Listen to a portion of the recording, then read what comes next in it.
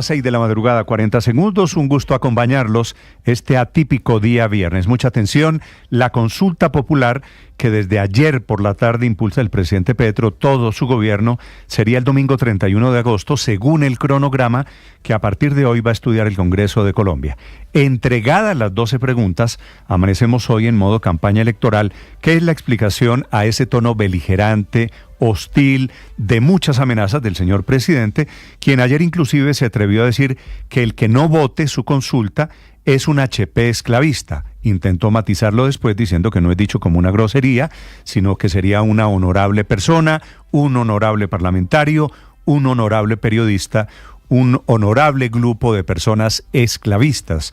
Él, que es un honorable presidente, pronunció un muy caliente discurso ante la Plaza de Bolívar, llena, 50.000 personas, según las cifras del mismo gobierno, para leer las 12 preguntas de la consulta popular y para incendiar literalmente el ambiente, atacando al Congreso, amenazando, y utilizó el verbo revocar, amenazando con revocar al Congreso de Colombia, al presidente del Senado, a los parlamentarios que no apoyan sus iniciativas. Ablela Miguel Ángel Pinto, que los acusó de tener las manos manchadas de sangre por hundir la reforma laboral, relacionando ese hundimiento con el asesinato de un señor ayer en Miranda, Cauca, el señor Alberto Castro, que dijo estaba haciendo perifoneo por la consulta popular. En realidad todavía no debería haber campaña porque no ha sido aprobada, no deberíamos estar en modo campaña, pero lo de ayer, por supuesto, Día del Trabajo, fue un gran acto de campaña.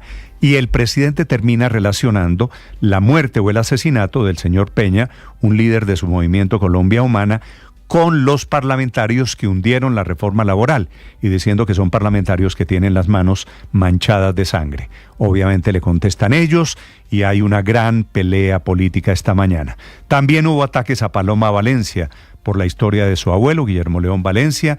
Les dijo traidoras a Catherine Miranda y a Catherine Jubinao en un discurso que habló de absolutamente todo, de libertad o muerte, que fue la otra amenaza que tuvo que salir a explicar después en su red social, en Twitter, el presidente diciendo que se refería no a la muerte de colombianos, sino que a ellos que están dispuestos a sacar adelante la consulta popular, también están dispuestos a ofrendar sus vidas. Al final termina siendo lo mismo, hablando de muerte el presidente de la República. Y cumplió su anuncio el señor presidente, desenvainando la espada de Bolívar, sacó la bandera esa negra y roja, la de cuadros negros, también hablando de muerte en un discurso anoche en ese larguísimo trino, intentando explicar a qué se refiere con el tema de revocatoria, con el tema de muerte. Bienvenidos, ya vamos a intentar la explicación de hasta dónde está dispuesto el gobierno. Después de la marcha de ayer, que fue, me parece a mí, relativamente fría, relativamente tibia, salieron juntando 50.000 de Bogotá, según cifras oficiales del Ministerio del Interior, entregadas al puesto de mando unificado, 50.000 personas en Bogotá, más los de Medellín 9.000, en Villavicencio unos 7.000, en Bucaramanga 9.000, en Ibagué 1.500, en Neiva 1.200, en Manizales, hay Manizales algunos cientos de personas, en total menos de 100.000 personas. Mis cuentas dicen el 1 o menos del 1% de lo que quería el gobierno. Por eso me parecen unas manifestaciones relativamente tibias. Si el gobierno quería demostrar músculo político, me parece que lo de ayer no salió tan bien, porque le metieron 20.000 de los 50.000 que había en Bogotá. 20.000 eran los indígenas que habían traído de la Minga, indígenas que a propósito ya están regresando esta mañana. En Bogotá fue la mancha, es así, hubo cierto nivel de vandalismo, atacaron 6 estaciones de Transmilenio, quebraron vidrios, pintaron grafitis, según información entregada por el alcalde Carlos Fernando Galán. Ya les vamos a contar del balance. A propósito del discurso, ni una sola palabra del presidente sobre la situación de violencia en el país, que por otro lado habla de cómo está privilegiando su causa política, la desconexión con el país de verdad, en donde están matando policías a mañana, tarde y noche. Van 31 asesinados en las últimas horas en un plan pistola por el cual el Clan del Golfo está pagando 3 millones de pesos por cabeza. Ayer atacaron la estación de policía en Ituango, en Antioquia, la policía de Buenos Aires en Cauca, donde hombres que se movilizaban en una moto lanzaron una granada contra la estación de policía. Todos los ataques han dejado, por fortuna, los últimos, solamente daños materiales. Hablando de la manifestación de ayer, hubo una gran ausencia, la de la canciller Laura Sarabia, que no estuvo ni en la Plaza de Bolívar ni en la Casa de Nariño, en la fotografía de los ministros. Una ausencia que, por supuesto, habla del efecto que está teniendo la pelea con Armando Benedetti, ahora con la denuncia y nuevas grabaciones que entregó antier ante la Fiscalía. Y coincidencia o no, con el inicio de esta campaña política, les contaré en segundos de la entrevista que le da el presidente Petro ayer a Juan Piz González, que es el personaje de Alejandro Riaño, que es en teoría un gomelo, que en tono irreverente le saca verdades a sus entrevistados. Una entrevista muy diciente porque le pregunta por su situación personal, le pregunta estado civil, si casado o soltero. El presidente Petro responde que ni Panamá ni Colombia, que le gusta la Gran Colombia. Habla de adicciones, de cocaína, de los episodios de Panamá, de las pérdidas en París. El presidente Petro hablando de Laura Sarabia, también de rumbas con Armando Benedetti y con Holman Morris. Les sugiero que oigan esa entrevista, les tendremos un resumen en algunos segundos. Es un gusto saludarlos. Hoy es el día contra el bullying, contra el acoso escolar. También les contaré en segundos de una insólita declaración del presidente de la Unión Magdalena, que le preguntaron si ese equipo, un equipo relativamente pequeño en la historia del fútbol colombiano, iba a tener fútbol femenino. Y dice don Eduardo Dávila que no, porque el fútbol es para hombres, que el fútbol no es para mujeres, que parece, la verdad, increíblemente una declaración sacada del siglo XIX. En segundos, la encuesta, el Inbamer Poll, en donde crece levemente la imagen del presidente Gustavo Petro. Seguramente el presidente por eso está en este tono hostil y desafiante, porque le da resultado en las encuestas. Claro, dividir siempre da resultados. Les contaré noticias de la economía. El Banco de la República que bajó las tasas de interés 25 puntos básicos, y hay noticias sobre el empleo, que cae la cifra de desempleo, pero sube en Colombia la cifra de la informalidad. Es un gusto saludarlos en este viernes que es diferente. Mucha atención, porque a propósito de hoy viernes va a estar cerrada entre 6:30 de la mañana y las 2 de la tarde la vía entre Bogotá y Villavicencio. Hay vías alternas. Hoy es la travesía ciclística, la que no pudieron hacer hace un mes, la intentan repetir hoy, que es 2 de mayo, la habían intentado el 2 de abril. Es un gusto acompañarlos aquí desde Mañanas Blue las noticias. El resumen lo preparamos en Voces y Sonidos en Mañanas Blue. Con franqueza, que el que vote no o no quiera estas reformas es porque es un HP esclavista. No he dicho ninguna grosería, ojo. HP. Honorable parlamentario, periodista o político. Honorable político. El presidente Gustavo Petro, frente a una plaza de Bolívar llena, radicalizó su postura frente al Congreso de la República al exigir que el Senado apruebe la consulta popular sobre la reforma laboral. En un exaltado discurso ondeó la bandera de guerra a muerte, empuñó la espada de Bolívar e insinuó una posible revocatoria del Congreso si no respalda la iniciativa. Si creen que eso les basta, y entonces en una sesión del Senado a medianoche votarán para decir no a la consulta, el pueblo de Colombia se levanta y lo revoca. Tras amenazar con revocar al Congreso de la República, Petro fue un paso más allá al responsabilizar a los senadores Nadia Ablel y Miguel Ángel Pinto por el homicidio de Alberto Peña, un militante de la Colombia Humana, que fue asesinado este jueves en Miranda, en el departamento del Cauca. Alberto es el primer muerto gracias a las decisiones de ese Congreso. Alberto lo matan por Pinto, por haber negado el tránsito de la ley de la reforma laboral. Y aunque no lo ordenó, señor Ablel, la sangre de Alberto hoy la ensucia a usted y a su familia.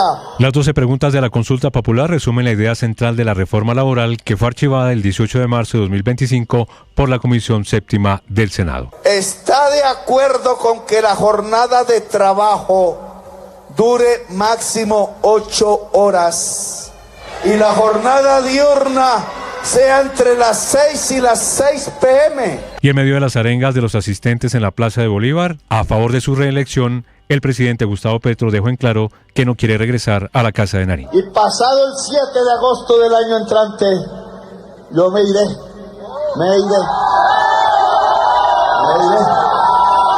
No, pues si el Senado de la República no le hace caso al pueblo, me voy a amarrar al sillón con unas hojas a ver qué pasa.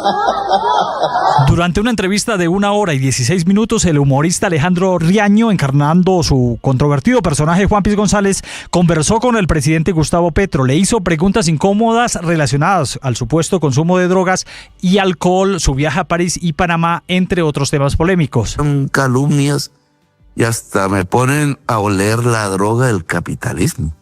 ¿Entonces lo han puesto a olérsela? No, en los periódicos. Supuestamente. En los periódicos. Pero Leiva dijo. Leiva dijo que en París 2 días me había perdido. Usted no se perdería en París 2 días. Desde el Congreso hay voces a favor y en contra de la erradicación de la consulta. Paloma Valencia, senadora del Centro Democrático. Una consulta popular para una reforma que destruye más de 500.000 de empleos, pues no cambia la realidad de la consulta. Sigue destruyendo 500.000 de empleos. Carlos Fernando Motoa, senador por Cambio Radical. Las preguntas en la consulta son obvias, son tendenciosas y muchas están en la legislación vigente. Actúe como presidente de la República, no trate de imponer, busque consensos. Así entró el mandatario al órgano legislativo. Con su firma quedaron radicadas las 12 preguntas que buscan rescatar la esencia de la hundida reforma laboral. El ministro de Trabajo, Antonio Sanguino. Tienen 30 días. La ley 1757 habla de 20 días prorrogables por 10 días más. Días calendario para que se pronuncien. Si no lo hacen, el presidente de la República queda automáticamente habilitado para convocar la consulta. ¿Y si no lo avalan? Bueno, esperemos que no cometan la torpeza de negarle al pueblo, que es quien les entrega el poder expresarse en las urnas sobre un asunto que corresponde a la vida hoy de 25 millones de colombianos que componen nuestra fuerza laboral. Al menos 30.000 personas se concentraron en 5 puntos de la capital del país para caminar hacia la Plaza de Bolívar en medio de las manifestaciones convocadas por el Día Internacional del Trabajo y que eran respaldadas por el gobierno nacional, que buscaba el apoyo de su consulta popular. Por la injusticia social, por las reformas, por la clase trabajadora. Creemos en que se hace necesario este tipo de reformas. Nosotros, como trabajadores, ya sea independientes, contratistas, cualquier tipo de actividad que ejerzamos, merecemos tener una dignidad. Por su parte, las autoridades en Bogotá reportaron que por lo menos 30.000 personas llegaron hasta la Plaza de Bolívar y que en la mayoría de las concentraciones se presentó buen comportamiento. Gustavo Quintero, secretario de Gobierno de Bogotá. Estamos haciéndole seguimiento a lo que viene sucediendo y esperamos, por supuesto, que esto se pueda resolver cuanto antes. Hasta el momento, la jornada ha sido bastante exitosa, ha salido muy pacífica. El general en retiro, Pedro Sánchez, ministro de Defensa, se pronunció desde el puesto de mando unificado instalado en la Dirección Nacional de Policía. Comunicó que se fortalecerá la operación Agamenón, estrategia conjunta entre la policía y el ejército. Y lamento profundamente la muerte de nuestros policías y militares, pero en honor a ellos, la única opción que hay es continuar y las condiciones van a mejorar. En cuanto a ello, se ha dinamizado, se ha vigorizado Agamenón. Colombia aplazó la medida que detenía la importación de vehículos desde los Estados Unidos. La ministra encargada de Comercio, Cielo Rusinque, y explicó que la reclamación que frenaría la importación de vehículos desde los Estados Unidos, la cual tenía fecha de comenzar hoy, 2 de mayo, no va a entrar en vigencia. Ya las condiciones particulares de los términos de lo que sería esa transición y los términos de cuándo entraría entonces en vigor esa reglamentación, digamos en cumplimiento de lo determinado por las Naciones Unidas, pues se estará informando próximamente, pero ya por parte del Ministerio de Transporte. La canciller Laura Sarabia hizo una rueda de prensa para hablar de la presidencia pro tempore de la Alianza del Pacífico, que le pertenece a Colombia en este 2025. Sin embargo, Sarabia también se refirió a la diligencia en la Fiscalía que tenía horas después de esta declaración a medios, pues la canciller en 2023 denunció a Armando Benedetti por violencia de género. Esto fue lo que dijo durante la rueda de prensa la canciller Laura Sarabia. Estar y ser parte del gobierno no significa que deba abandonar para proteger mis derechos y que haya renunciado a ejercer los mismos. Y la verdad, siempre agradecido al presidente Gustavo Petro, que me ha enseñado que uno no puede callar ante la injusticia. El abogado de la familia de Sara Millerey ha asegurado que van a solicitar ante el fiscal que se agrave la conducta para el capturado por estos hechos, por este crimen registrado en Bello, en el departamento de Antioquia. Fue imputado el delito de homicidio agravado y tortura. El abogado de las víctimas va a solicitar que sea imputado el delito de feminicidio agravado porque consideran que este fue un crimen de género que afectó a una mujer transexual. A Saúl León, abogado de las víctimas. Es la audiencia de formulación de acusación y como quiera que no se han vinculado todas las personas responsables, exista una variación en la calificación jurídica porque a juicio nuestro podría llegar a imputarse feminicidio agravado. Se celebró la sexta misa de los 9 días de luto por el Papa Francisco en el Vaticano. El cardenal argentino Víctor Manuel Fernández fue el encargado de presidir la homilía en honor a Francisco. Los purpurados hoy tuvieron una jornada de pausa y reflexión por la celebración del Día de San José Obrero. Mañana los religiosos continuarán con las congregaciones cardenalicias en las cuales se realizan los primeros acercamientos y perfilan los nombres de los cardenales más opcionados para reemplazar al Papa Francisco. Ya se instaló en la Capilla Sixtina la chimenea por donde saldrá la fumata negra o blanca en el cónclave que empezará el próximo miércoles 7 de mayo.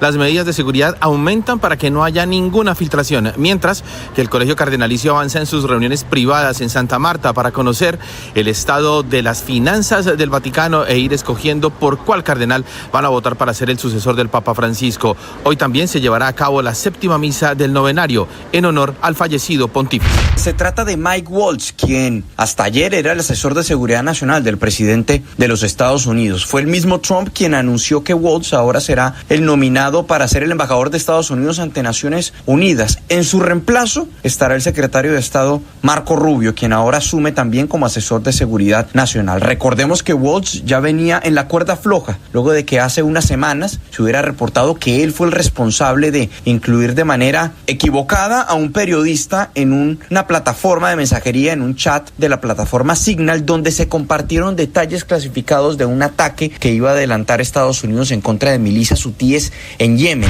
El propietario de Unión Magdalena, Eduardo Dávila, dijo que mientras él estuviera en el cargo no habría espacio para el fútbol femenino en el club. Mientras yo esté manejando esto, no. Yo no estoy de acuerdo con el fútbol femenino. Ese no es un deporte para mujeres. Que vayan a jugar tenis, que vayan a jugar voleibol, dominó, pero fútbol no. Además, hoy juega la selección Colombia femenina sub-17 ante Venezuela a las 7 de la noche en la segunda fecha del Sudamericano que se realiza en Manizales.